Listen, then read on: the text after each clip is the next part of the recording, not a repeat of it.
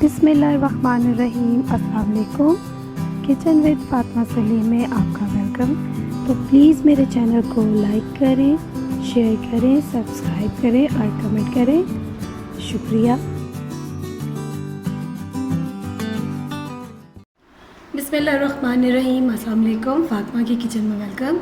तो आज हम बनाएंगे करेले गोश्त, और इसके लिए मैं जो इंग्रेडिएंट्स चाहिए, सबसे पहले मेरे पास ये 2 डली प्याज है, इनको मैंने रफली काट लिया है। इसी तरह मेरे पास ये 3 टमाटर हैं।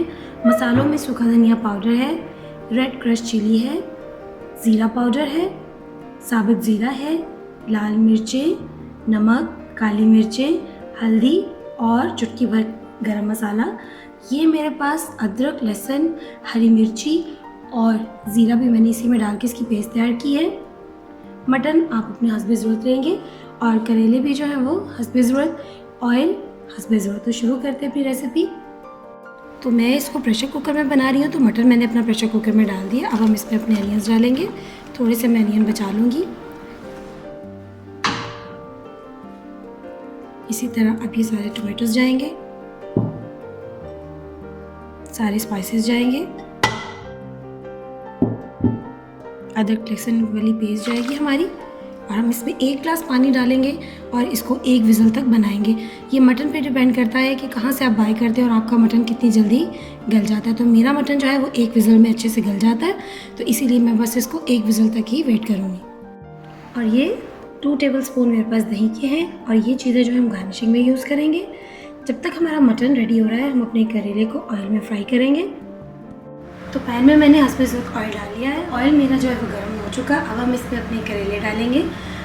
जब भी हम करेले बनाएं तो एक चीज़ याद रखें कि करेले को नमक लगा के बहुत ज़्यादा देर के लिए ना रखें, वरना ये कड़वे हो जाते हैं। तो अब हम शुरू करते हैं। बिस्मिल्लाह।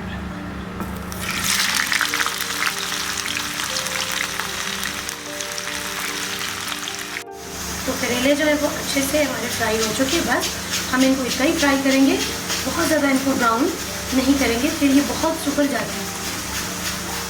तो देखिए मेरे मटन को 1 विज़ल आ चुका, और मटन जो है वो अच्छे से मेरा, तो देखिए प्रेशर कुकर को मैंने खोल दिया है, और गोश्त जो है वो कुछ हद तक गल चुका है। अब ये जो पानी है, जैसे ही खुश्क होगा हम इसमें ऑयल डालेंगे और इसकी अच्छे से बुनाई करेंगे। लेकिन सबसे पहले हम इंतज़ार करेंगे पानी ज़रा अच्छे से कम हो। तो मटन को 1 विज़ल जो है वो लग चुका है, और मटन हमारा अच्छा खासा जो है वो गल चुका है। बस अब मैं ज़रा पानी का जो है इसको कम, प्रेशर कुकर मैंने खोल दिया है, और मटन को अब जो है हम ऑयल डाल करके अच्छे से भूनेंगे जब तक कि बिल्कुल मसालेदार एक ग्रेवी वाला सालन नहीं बन जाता, तब तक हम इसकी बुनाई करेंगे। तो गोश्त में पानी जो है वो बिल्कुल कम हो चुका है। अब जिस ऑयल में हमने करेले फ्राई किए थे, वही ऑयल में जो है मटन में डालूँगी और इसको भूनूँगी।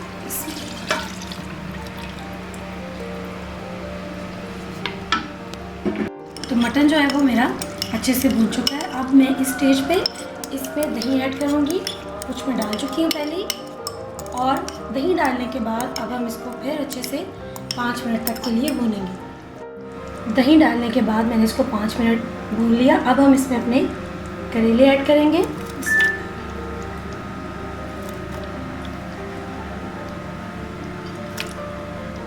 करेले ऐड करने के बाद साथ ही हम इसमें ये जो थोड़े से अनियंस मैंने बचा के रखे थे वो भी डाल देंगे।